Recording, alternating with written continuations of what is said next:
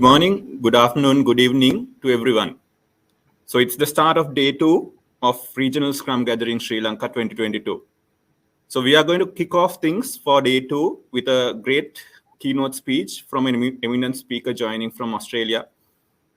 He is Alex Soley, an agile coach of whose sessions I've also had the privilege of joining from time to time, and I've really enjoyed those sessions. So welcome, Alex.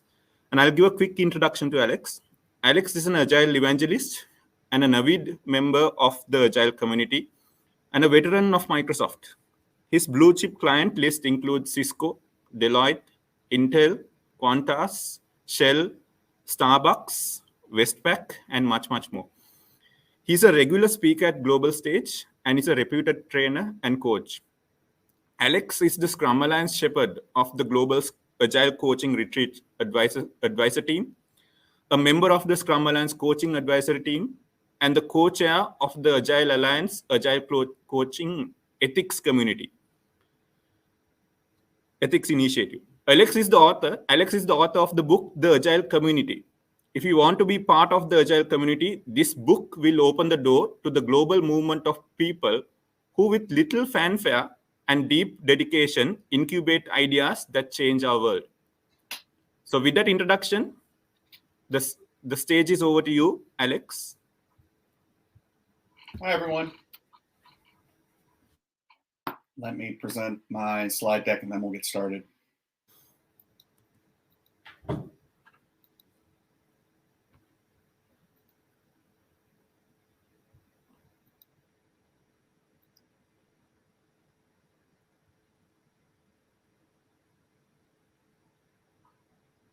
All right. Thank you for the lovely introduction. It's great to be here today. Welcome to everyone from around the world and Sri Lanka. The first Scrum gathering in Sri Lanka. Yes. Congratulations. And welcome to the fine art of 0 F's given. My name is Alex Soley. The hashtag is AgileZFG. You can find my website at alexsoley.com. You can email me at alex@alexsoley.com. Thank you for an introduction about my book. You can download the first chapter for free at agiletwist.com, TAC chapter 1, CH1, and you can also buy it on Amazon. So thank you for that. So let's get started. Well, the fine art of 0 F's given. Let's talk about what ZFG is. This is one of the oldest references I could find for ZFG on Twitter. A very charming post. I had to blur out some of the detail. But essentially, ZFG has been around for tens of thousands of years. I'm sure you've even possibly said these words yourself. I don't give an F, or you don't give an F, or 0 F's are given. So this, although we're all familiar with it as humans, is a critical skill for every single Agile coach out there, or Agile leaders, or Agile change agents, Scrum masters, product owners, anyone on an Agile team. So why is it so important to be able to master the skill set of giving 0 F's or ZFG? Why are we talking about it today? And why do I assert that's such a critical skill? Well, there's really one primary reason why it's so important. And here it is. Power. Yes, that's right. It gives you power, like the power of the gods. Like Thor and lightning and thunder, it gives you power. We're going to talk about how it gives you power later, but there's one thing I want to make clear. Just because you say that you give ZFG or are a ZFG master, it does not mean you don't care. Now, in casual everyday life, that might be what it means, but not here today, and not for you as an Agile change agent.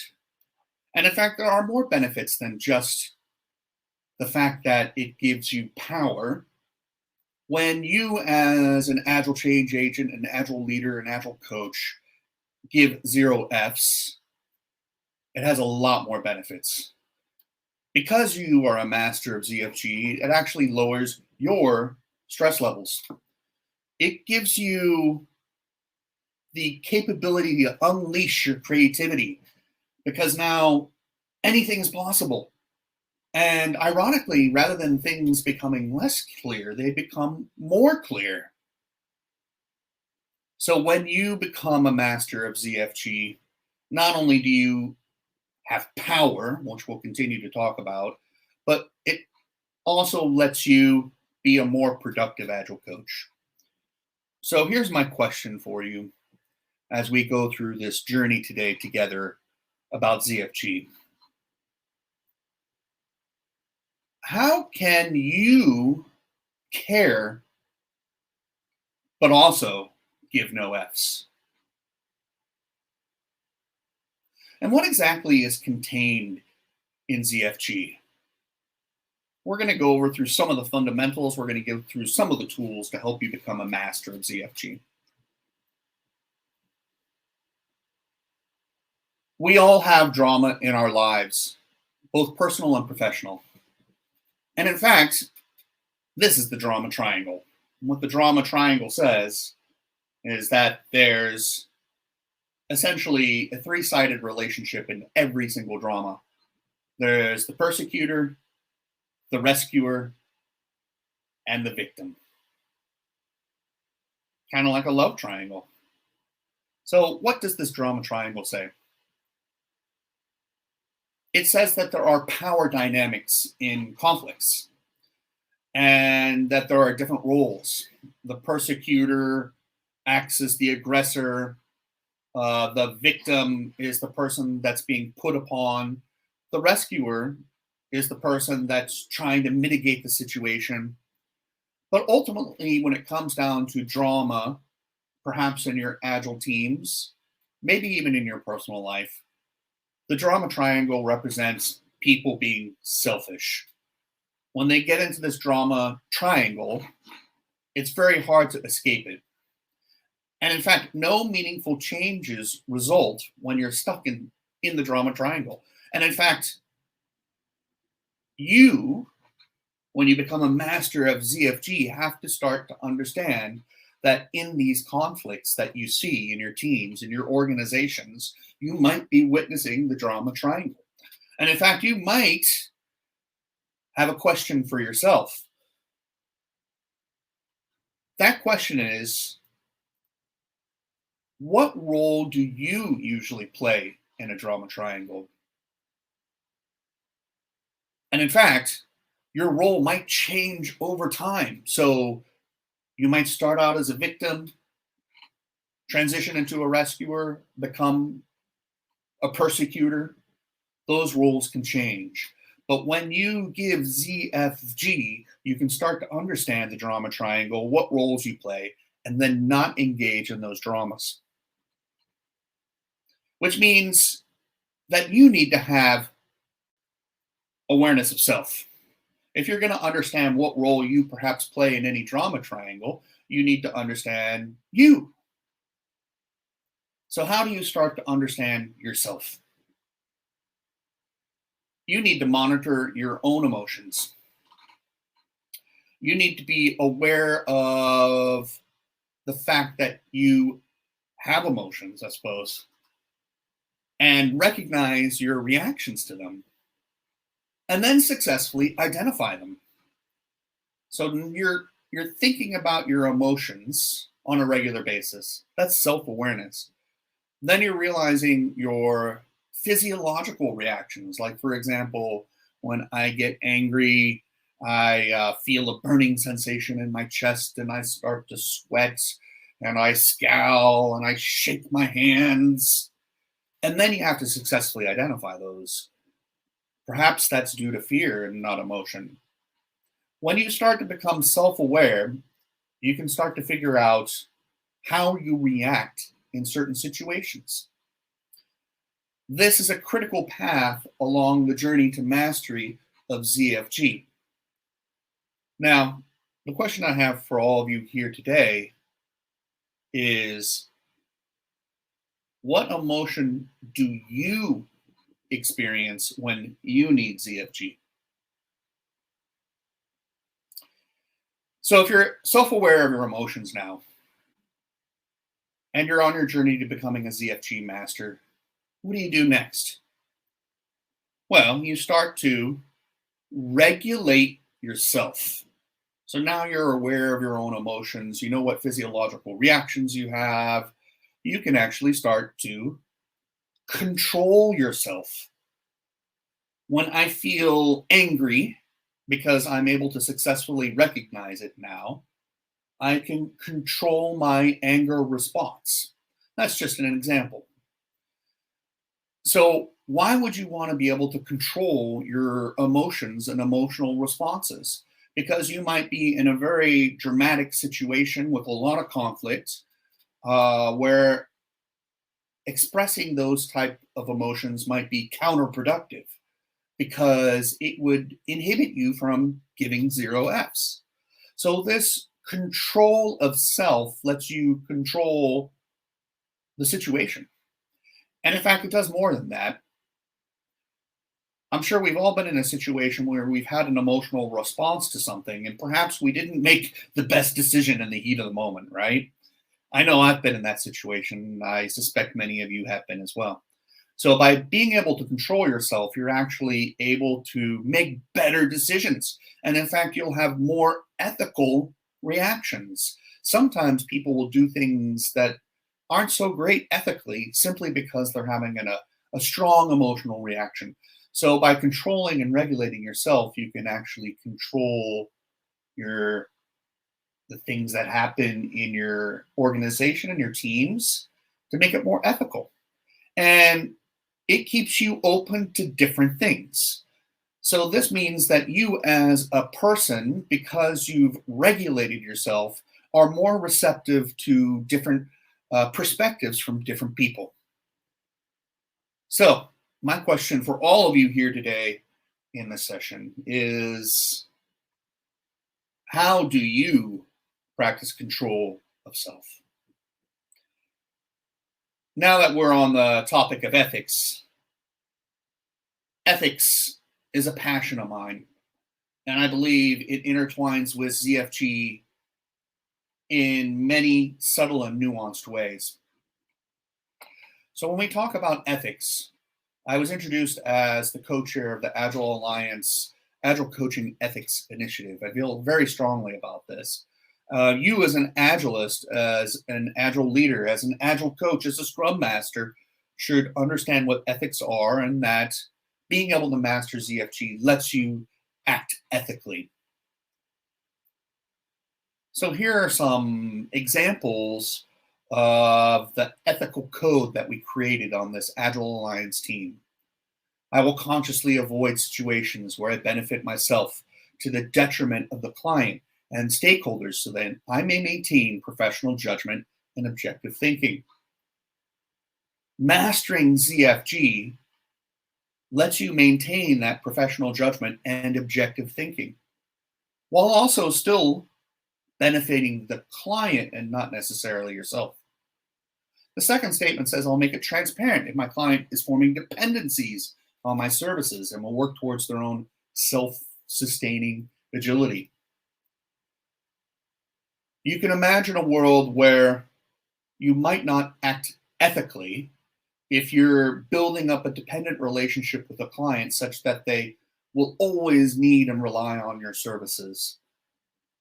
You as an Agile coach, as a transformation agent, are supposed to be enabling your client to be able to be self-sustaining at some point. And then finally, I'll create awareness where power, privilege, and rank are impeding my client's goals or my ability to serve them effectively. Now, this might be people internal to the system, to the organization, to the teams, but it also might apply to you. So when you become a ZFG master, these ethical dilemmas become much more solvable simply because you're practicing ZFG. So my question for you is, how are you an ethical ZFG master? Well, as you're working with organizations as an Agile coach, you're inevitably going to be in situations where you need to be able to provide assessments and feedback to executives, to teams, to scrum masters. One of the things you're going to have to learn how to deal with is ruinous empathy. So ruinous empathy is nice and damaging. So not only is it nice, but it's also damaging. But it's also damaging because it's nice. This is where you give feedback that sugarcoats the objective feedback that you should be giving. The reason people get trapped by ruinous empathy is because they're trying to avoid an emotional response from the person that they're giving the feedback to. You know that the thing you're going to say is going to upset the recipient of the feedback, and to avoid that situation, their emotional response, you give the feedback in such a way that they don't get upset. However, you've just compromised the feedback that you're now delivering. What you're actually trying to do here is you're trying to control another person. Rather than confronting that emotional response and working with it, you're trying to get rid of it altogether. So my question for you is, how can you be radically candid and not an effing jerk? This is quite challenging for any Agile coach out there. You're supposed to be able to deliver feedback that's candid, and you're not supposed to sugarcoat it because that's damaging. So how can you give feedback that's effective, straightforward, and not be a jerk about it? So one of the skills you're going to have to learn as you become a ZFG master is perhaps something like clean feedback. This is the ability to deliver feedback where you understand your own bias. Feedback is based perhaps on your own personal opinion. It can be based on data too, qualitative versus quantitative. However, a lot of Agile coaches, a lot of Agile transformation agents, Agilists, will be in a position where they give feedback based on their own expert assessment. So to give effective feedback, you as an Agile coach, an Agile champion, need to understand your own biases. When you're delivering that feedback, you then explicitly state and acknowledge your own bias. And then you state your interpretation of your own bias and how it relates to the situation where you're giving feedback, so that the recipient understands that you're acknowledging your bias and how it's affected the feedback. So for example, when you're delivering feedback to somebody, you'll say, I've observed your Scrum team has 6-week sprints.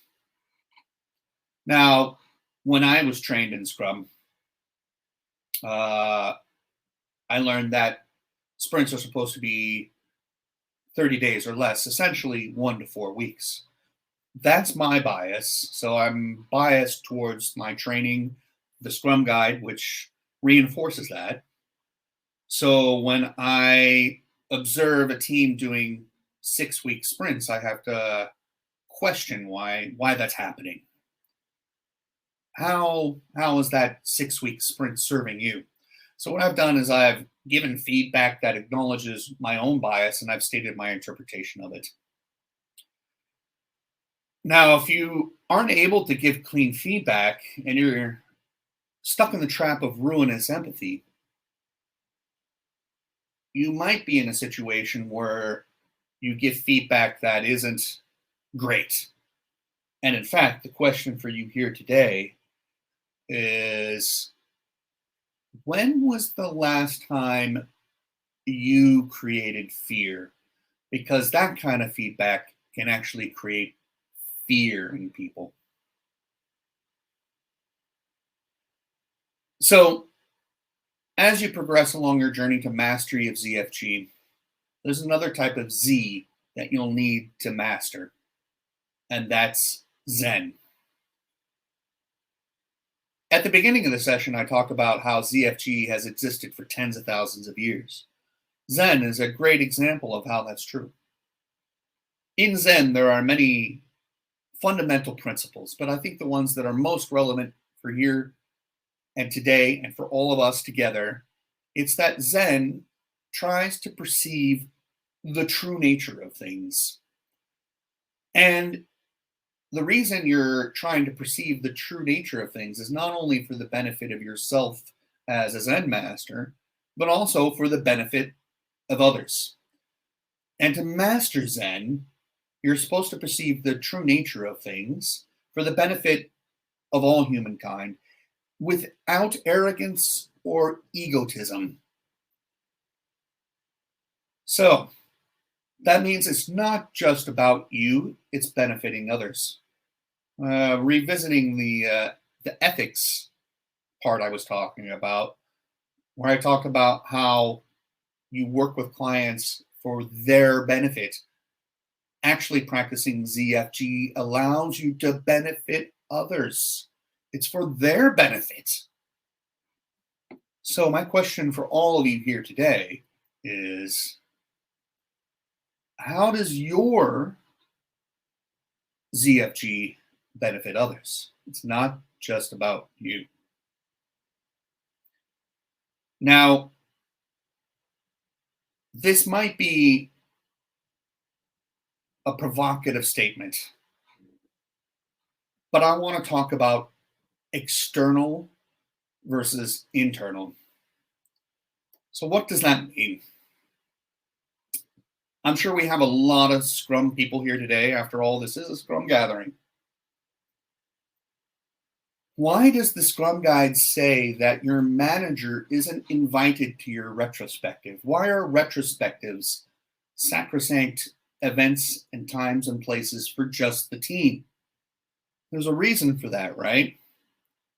There's a reason those managers aren't involved in those retrospectives, because it gives them a safe space. You, as an Agile coach, as an Agile change agent, as an Agile leader, are you an internal or an external coach? Internal or external change agent? That changes the dynamics of how you're going to be able to practice and become a master of ZFG. Is it possible to truly speak truth to power when that person has power over you because you're an internal employee? Vice versa, is it also possible to speak truth to power when your client is paying your paycheck as an external consultant? You can see that there are dynamics here in terms of power. We'll talk more about power in a little bit. When you're an internal versus an external coach, there are different factors you need to consider in terms of practicing ZFG and your ability to do something that I'll ask you a question about now. Regardless of you, if you're internal or external, how are you speaking truth to power? So let's continue along this theme of power. And in fact, let's talk about something called power distance. Power distance is the concept of, in your hierarchy, there's distance between the highest person in the hierarchy and the lowest person in the hierarchy. That's referred to as power distance. The concept is, how empowered do people at the bottom of the ladder feel to speak truth to power at the top of the ladder?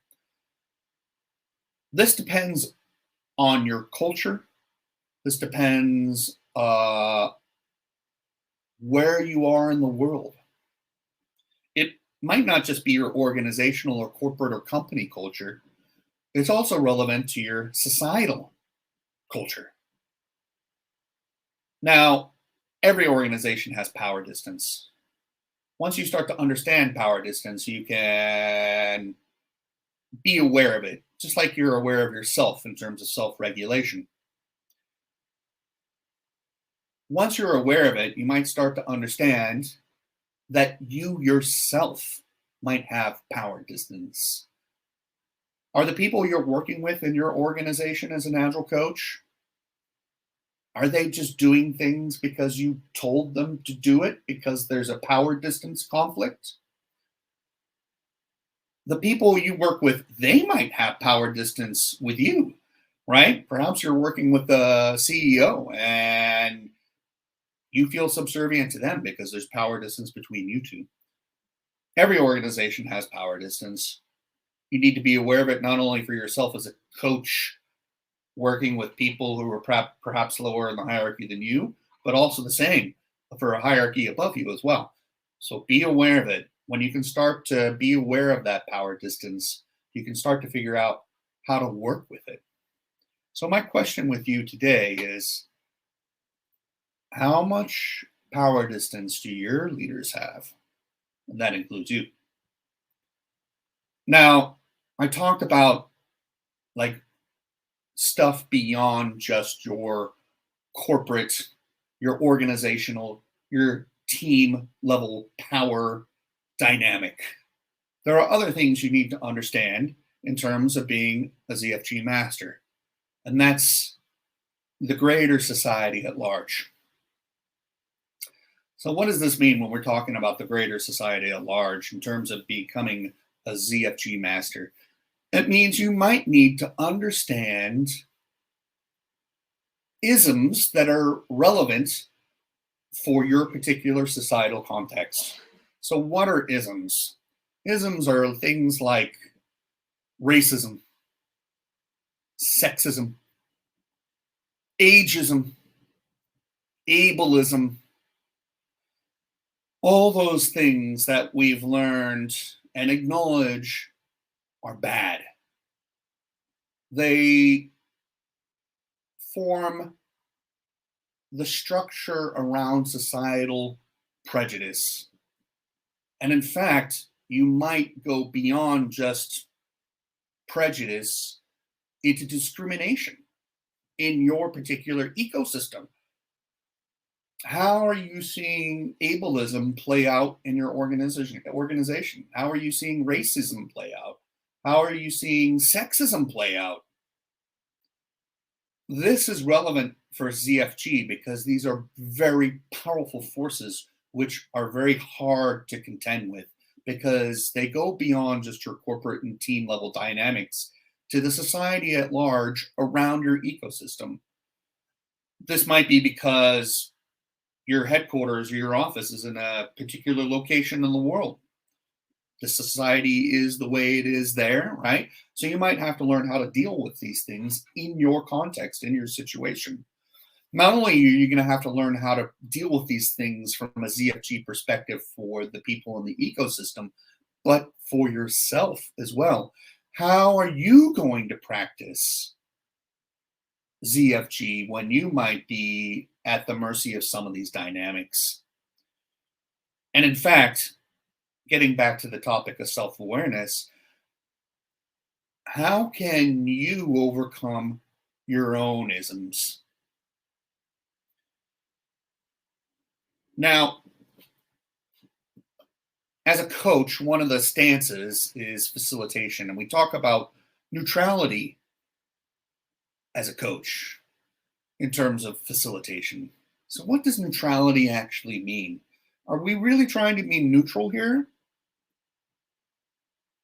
Neutrality is about tolerating.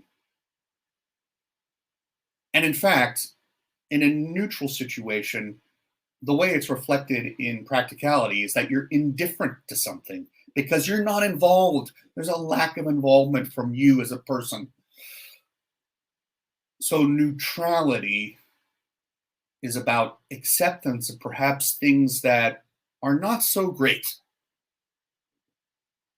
So how are you expressing neutrality in your ecosystem? And how does neutrality compare against objectivity? Neutrality and objectivity are often conflated, right? A lot of people think they're the same thing, but are they? What's objectivity? Objectivity means that you are uninfluenced. It means that you are unbiased. It means that you are also uninhibited. It means that you say the things that need to be said and you feel that you have the ZFG mastery to be able to do that. So how do you express your observations? Are you neutral? Are you objective? Now, let's get to the thing that might inhibit your mastery of ZFG more than anything else in the world. Fear is the mind killer. So how do you become a ZFG master? You must not fear, because it's the mind killer. It's the little death that brings total obliteration. You must face your fear, permit it to pass over and through you. And when it has gone past, you turn your inner eye to see its path. And where the fear is gone, nothing remains, only you.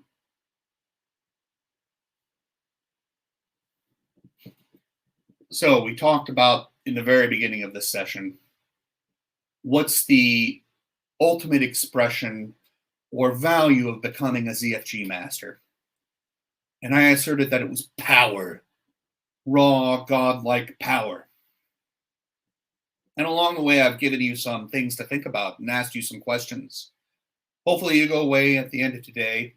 Perhaps you'll answer some of these questions for yourself in your own journey to become a ZFG master. So I'm going to conclude today with two more questions for you.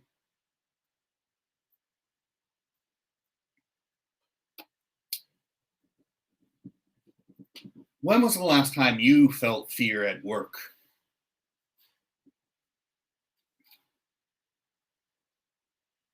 Is it even possible to be a ZFG master at your job? And when you achieve ZFG mastery, what are you really achieving? I said it was power, right? Are you achieving ZFG mastery over others? Or is ZFG mastery power over yourself? All right. I hope you enjoy the rest of the conference. I hope I've given you some provocative things to think about. A lot of questions I hope you can answer. I've had to answer these questions myself many times over the years. And finally, I would love to say thank you to everyone here. This is a great conference. You're all great people. Thank you. You can find the link to the presentation in the presentation. I will share it afterwards. And I wish I was all there to give you a group plug today. Thank you very much for having me. And we're open for questions. Yeah. Thank you very much, Alex, for that deep, thought-provoking keynote speech. Yes, audience, if you do have any questions, please do use the comment section.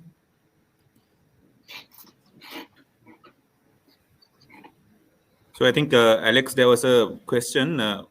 What do we do when the coachee doesn't give an F? What do we do? Yeah. That's a, I think you have to have a sense of humor about these things, right? Because they're real problems. And if you didn't laugh, you'd probably cry. But in the beginning of the session, I asserted that ZFG does not mean I don't care, right? So essentially, that's what you're talking about there, is that that person doesn't care. It's not that they're becoming a ZFG master, it's that they don't care. So as a coach, you have to dig into that I don't care thing. It could be any reason why they don't care. I mean, there's so many reasons why they might not care. Maybe they're not ready. Maybe they don't want to do anything. They're just resistant to change, which is natural, right? But that's what I would dig into is the not caring. Yeah. All right. Anyone else with any questions? I don't see any questions on the chat, but there are some really nice comments, Alex, on the chat. Thank you, everyone. We've got a question, Alex, from Janice. It's flashed on the screen as well.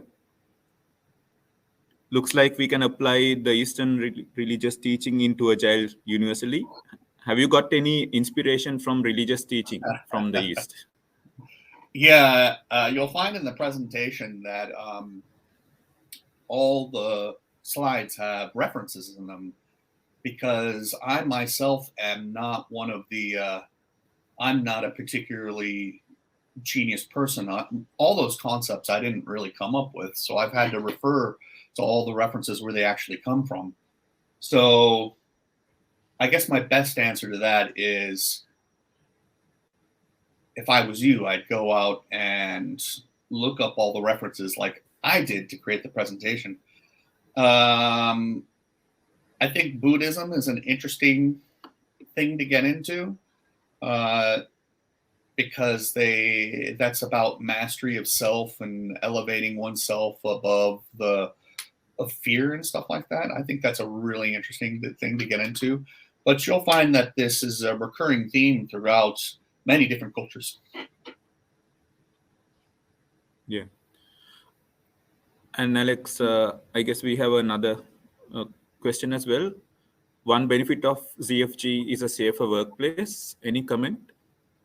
Yeah, I do think it builds safety when you have an environment where people understand their biases and can express themselves while acknowledging their own biases, and they're able to regulate themselves. This is why this kind of stuff is so critical for Agile leaders and Agile coaches and Agile transformation agents. I would argue those are all leaders. And by modeling this type of ZFG behavior, you're actually doing the ecosystem a good thing. I talked about how this benefits others, not just yourself, right? That's how it benefits others, because it creates a culture where this is a norm. And then that creates a safe culture. Yeah. All right. Any other questions from anyone in the audience?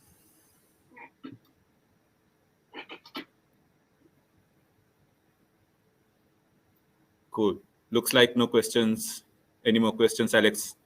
I think the link was also shared. So there was a question asking, can we get the presentation once again? I think the answer was given by another participant on the channel itself. Yeah, fantastic. So I think we are good. So thank Alex, you, everyone. Thank you very much, Alex, once again. And I think everyone over here are mostly doers when it comes to Agile, when it comes to software development work. Everyone over here is a doer. And I think your speech was definitely an eye-opener for everyone to do a small introspection about themselves, especially as an Agile leader, as an Agile coach, and even as a Scrum Master. Do an introspection about you, so that you can actually give the gift of agility to the others. So thank you very much, Alex, once again for gracing this occasion, and hope to see you in the future as well. Thank you.